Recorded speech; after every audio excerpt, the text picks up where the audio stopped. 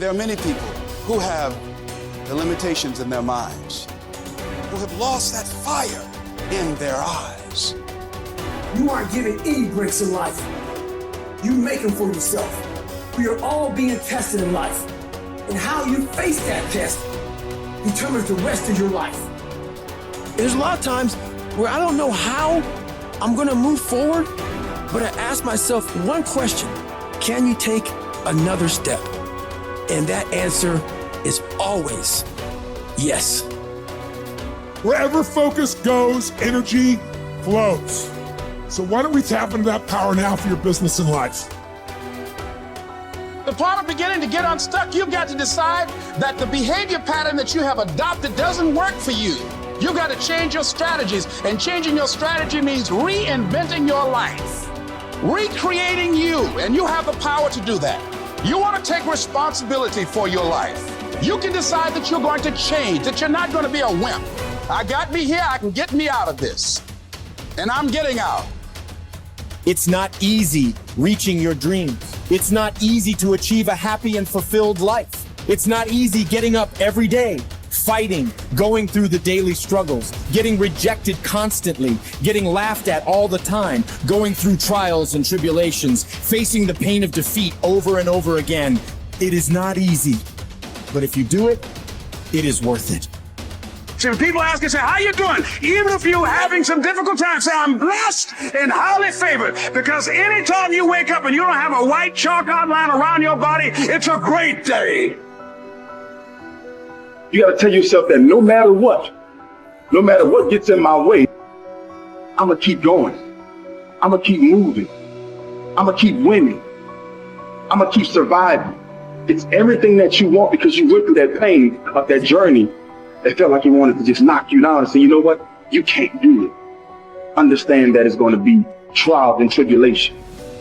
That we'll have storms, but they will have sunshine after the rain. But that depends on you and how bad do you truly want it. Nothing in life will hold you back if you trust in yourself and you trust in the process. And at the end of this race, guys, you're going to be more capable. Through that effort, builds the character of the person you want to be at the end. Accept that. And so I say to you, it's possible you can live your dream. If it's becoming a diamond, if it's having more, it's achieving more, it's possible you can live your dream. It's necessary that you have a plan of action, that you're resilient, that you stick to, that you have the vision and never give it up, that you become creative and relentless and keep on coming back again and again and again, and that it's you that you got to take personal responsibility to make it happen. And when life knocks you down, jump back up and say, it's not over until I win.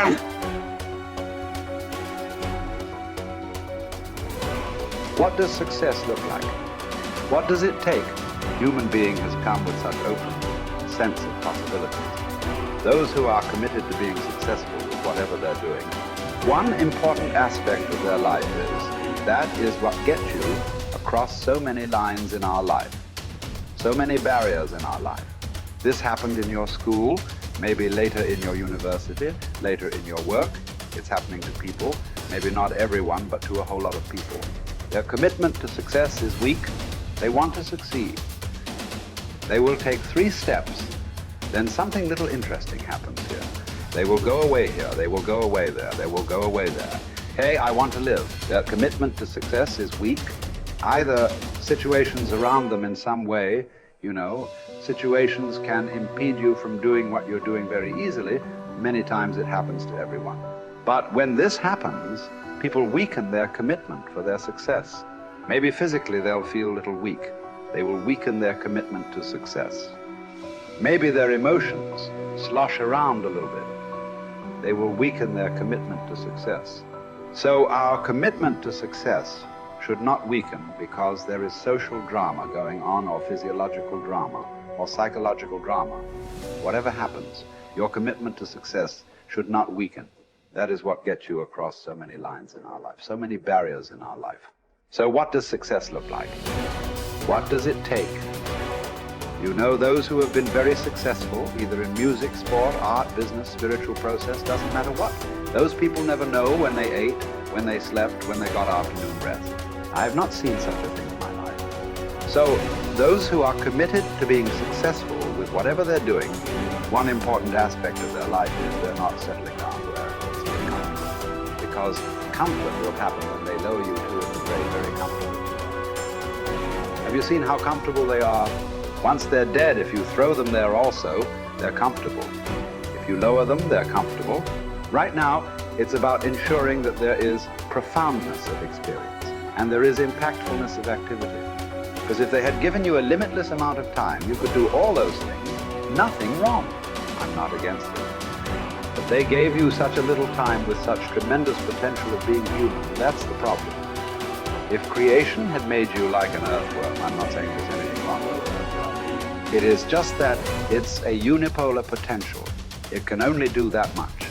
An earthworm is not thinking of climbing a tree because it knows it'll be picked up by the birds. It never has such aspirations. It just wants to recycle the earth. You know, it is beneficial to so many other lives, including us, but its objective is very clear: to eat and to reproduce and to die. Very clear objective, that purpose to fulfill he strives. I don't think he sleeps in the afternoon. I don't think so, because many afternoons I've seen earthworms. They were all vigorously active, but a human being came with too many potentials. Because of that, it needs a certain level of striving for a human being to forget about the world, to consider yourself successful. If your idea of success is you're doing little better than your neighbor, I call that sickness. That is not success. You are happy that your neighbor is worse than you. Is this sickness or success? It is sickness. But in some way, you feel fulfilled with what you're doing. Let's consider that as success for now. It doesn't matter whether you're better than somebody or worse than somebody. That question should not even come up in your mind. But in some way, you feel you're using yourself fully, and there's a certain sense of fulfillment in your activity. Well, if you're capable of just closing your eyes and simply sitting without any activity, that's fantastic. But you cannot do that. You cannot do that right now. In the states that you are, you can't simply close your eyes and become still. Instead of being busy, you will become preoccupied. That doesn't mean you're improving, that means you're regressing in some way. The problem about this success is people always making judgments. I did this, I did that, maybe this didn't work, maybe this is a mistake, that's a mistake. There's no such thing in life. See, at one time you were a monkey, all right. Hey, this is not me, this is that Englishman, you know. Charles Darwin said you were all monkeys. At one time you were a monkey just a brief while ago. Was it a mistake that you committed? That you were a monkey? Or was it just a certain stage of evolution? Was it a mistake or was it just a certain stage of evolution? Similarly, since you were born, because as a human being, you're born largely unformed, unlike other creatures. Other creatures, if their food is taken care of, they know what to do with their life. Because human being has come with such open sense of possibilities. You come unformed. You don't come fixed. You have to fix yourself. Different people throw different types of balls at you. From all over, your parents, your teachers, the school, the neighbors and society and the world throws all kinds of things at you. To gather all this muck and make something worthwhile out of yourself is your business. That's your success. It doesn't matter whether somebody thinks you're worthwhile or not. You feel you are a worthwhile life. Good enough for now. World may not recognize. It doesn't matter. But you know you are worthwhile.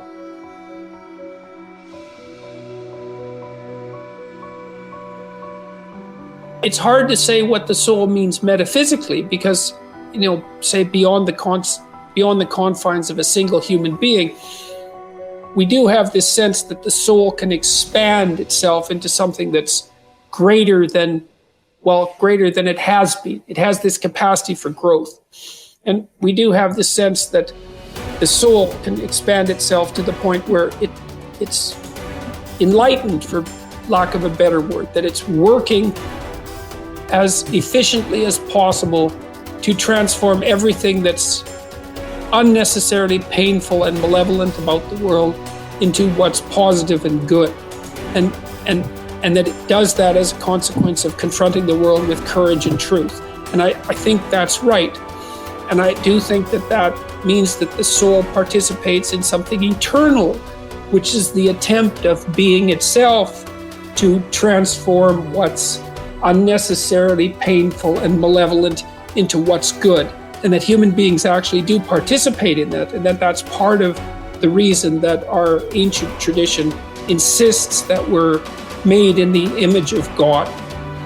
And I think that it's a mistake to underestimate the importance of that, because I don't think that you can live a life of sufficient profundity to protect yourself from being corrupted by suffering and malevolence without adopting a responsibility that's commensurate with that set of ideas. I think that you either orient yourself upward, to the star above the horizon, and try desperately to improve the structure of being, or you work at counter purposes to it and make things worse. I don't think there's a middle ground. In fact, to the degree there is a middle ground, it tilts towards the negative, because people who try to occupy the middle ground generally try to accrue the benefit, let's say, without adopting any of the risk. And that's not acceptable, not helpful. So that's a soul to me.